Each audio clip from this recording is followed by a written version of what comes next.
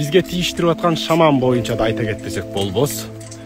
Бизге эч бир тийиштиги жок кыргыз элине. Азыр мисалга алып айта турган болсок, биздин мисалга ошол эле урулук мындай туугандык жагыбыз бар. Алтай, Тыва, Хакас, Россиянын карамагында. Ошолордун баарын шаман кылды дагы кул кылып койду. Азыр деле ошол өздөрүнүн ошондой түшүнүгү бар. Биз ушундай шаман сыяктуубуз, албыз булбуз дейт. Бирок кул сыяктуу кече мисалга Россия Украина согушунда дагы эң передовойго каалайбы биринчи ошолорду койду. Ошол эле орустардын пропагандасы, ошол эле Европанын пропагандасы эмне үчүн бизге шамандыкты таңуулагысы келип атат. Мунун бирден бир себеби өткөндө Ирина Карамушкина айткандай эле, силер жапайы болчуңар. Силер тоодо жүргөндө илим билимди биз үйрөттүк. Маданиятты биз үйрөттүк. Столдо кантип отуруп тамак жегенди биз үйрөттүк. Силер жапайы элеңер деш үчүн бизди шаман кылыш керек. Шамандар чын эле жапайы. Биз эл курган, каганат курган. Биздин кыргыз каганаты турганда Россиялар мындай бир князь болуп бөлүнүп, ошо князьдар бизге налог да төлөп турган. Таза тарых ушундай. Бирөө айтып андай болгон, мындай болгон деп койсо эле, аны ээрчи бергидей биз андай эл эмеспиз ба? Чуба устаз айткандай, сен кул болгонсуң. Ал кулчулук майрамды ошо 8-мартты сен майрамдайсың. Биз андай болгон эмес, биздин элибизде андай кордуктар болгон эмес. Сен кул болгонсуң, сен майрамдай бер ошо кулчулуктан чыккан күнүң деп.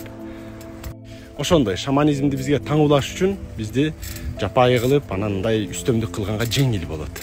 Тарыхын билип, кандай эл курган, кандай мамлекет курган, кандай биздики озеки маданиятыбыз аябай күчтүү болгон.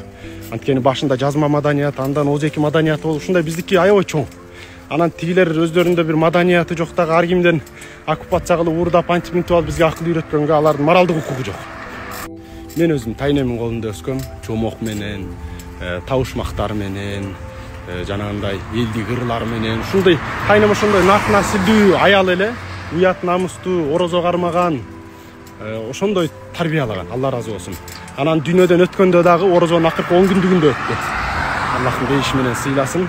Айыл дагы ошо молдолор дагы, аксакалдар да аябай мындай суктанды. Анткени орозонун акыркы 10 күндүгү көбүнө эле насип боло бербес. Анан жашы да бир топко жетти.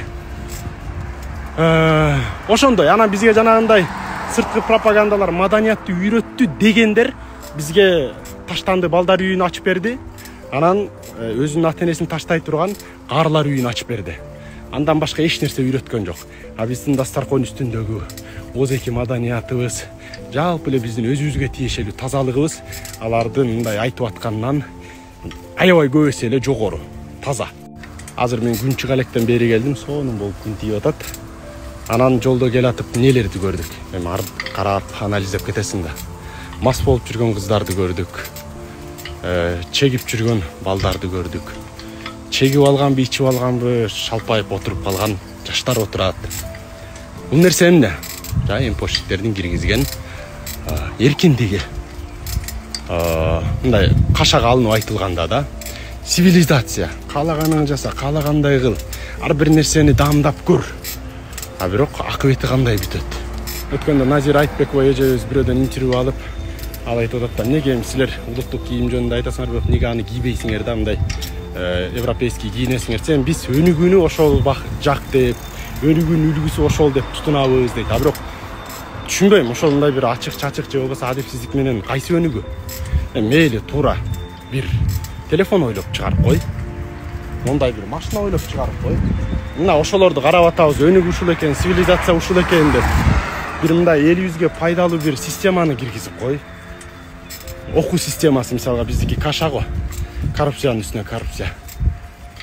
Анан ала турган нерсе ошол чечинүүгө, же улууларды урматтабай, же болбосо дагы наркотик. Анан айта турган нерсе жана уюмдар неге наркотикке каршыбыз, спидке каршыбыз албыл дейт, бирок кайра эле ошого жаштарды киргизет.